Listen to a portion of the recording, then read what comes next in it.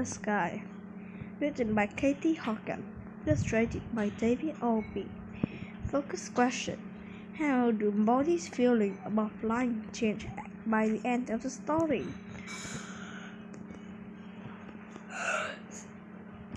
The airport was abuzz as the mice scurried frantically in every direction to catch their flights. Grandma held Dash's arm, and Morty followed them to the kitty counter. "Where are you traveling today?"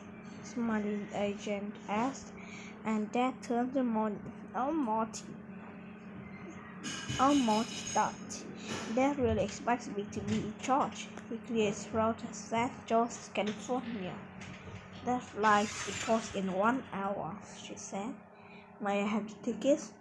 "Yes," Morty replied while Dad handed the tickets to the agent. He inspected the tickets. Morty made. "Are you checking any language?" "Yes," Morty answered. "Schedule on the belt, please." Morty heaved Grandpa's suitcase and his bergamot moved to the belt. An engine could test on before the belts moved them out of sight. "Are these more check passes?" "The security checkpoint is around the corner, and your flight departs from the gate C-33. Morty's paw was shaking when he took back tickets. "Have a nice flight," shouted the engine.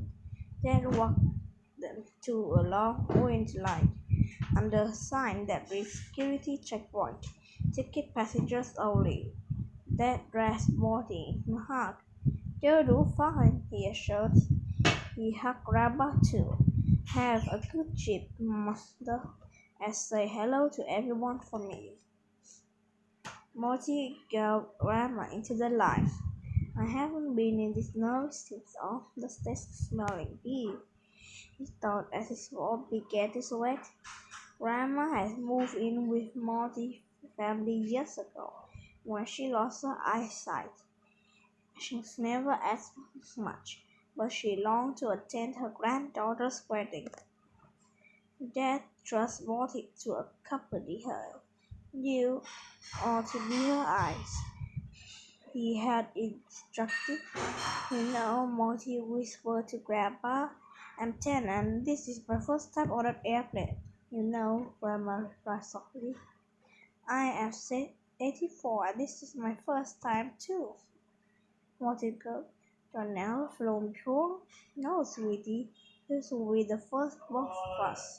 When I was your age, we didn't even have a car." "Can you believe we'll be in California tonight?" Morty observed other passengers as the line inched toward. It was their turn. Morty placed Grandma's purse on the moving belt to be scanned. Then he took off his shoes and bent to help remove Grandma's. Wait a minute. She can keep her shoes on if she's over 75, the security officer thought. Molly stood and met Grandma ahead. She passed through the metal detector and waited on the other side. The officer mentioned Morty flew, but an alarm blared the moment he stepped forward. "Stand over there," his officer directed. He waved a wand in his smarty pants pocket. "Something in there?" he asked. Morty pulled full of coins from his pocket and his heard out a ball, and Morty dropped his savings. "Now try again," his officer said. This time there was no alarm. Morty scooped his money from the ball and handed Grandma the purse.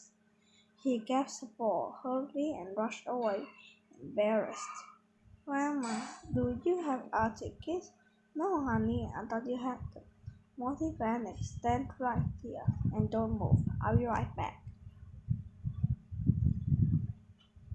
Morty stumbled back to the security when the officer stood, waving the tickets in his hand. "Did you forget something?" he asked. "Thanks. Which direction is Gate C-33.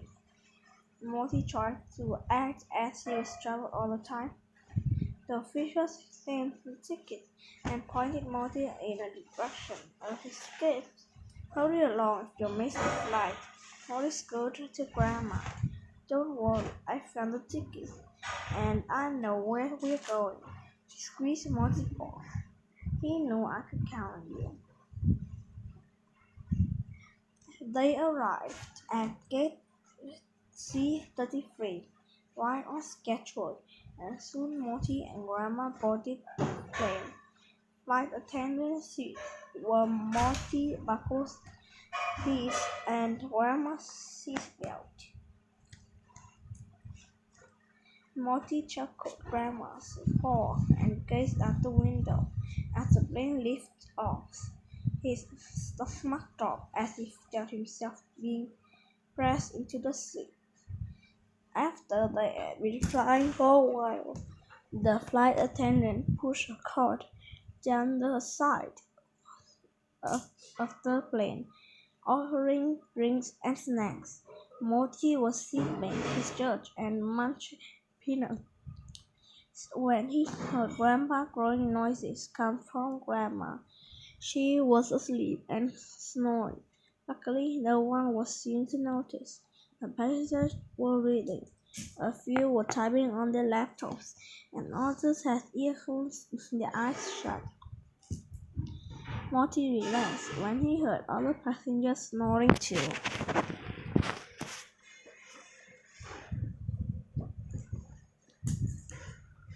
I'm like Mega Mouse, right? Through the clouds. Over a million miles, he mused. Suddenly, the plane jolted. The captain asked everyone to return to their seats and fasten their seat belts. We'll experience some starbreeze, announced the flight attendant. Morty checked his grandma's seat belts to make up and yelled. It felt like he was riding his skateboard on gravel.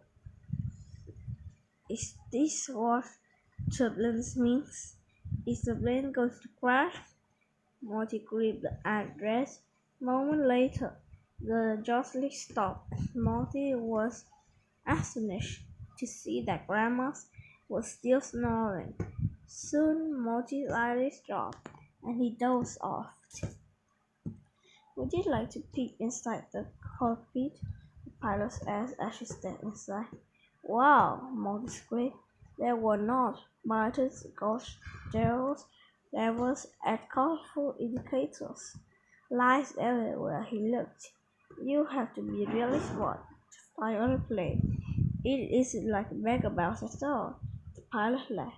Megamouse only flies himself, she said. I have to safely transport 168 trash passengers. Morty told Grandpa what he had seen in the cockpit as they walked through the bustling Jet Source airport. He guided her ball so he could feel his wings. He remembered Dad telling him, just follow the passage claim sign. Morty was searching for their suitcases on the moving building when he was scrambling behind him. His uncle caught him in a big hug while Grandma's embraces out tears of happiness in her eyes.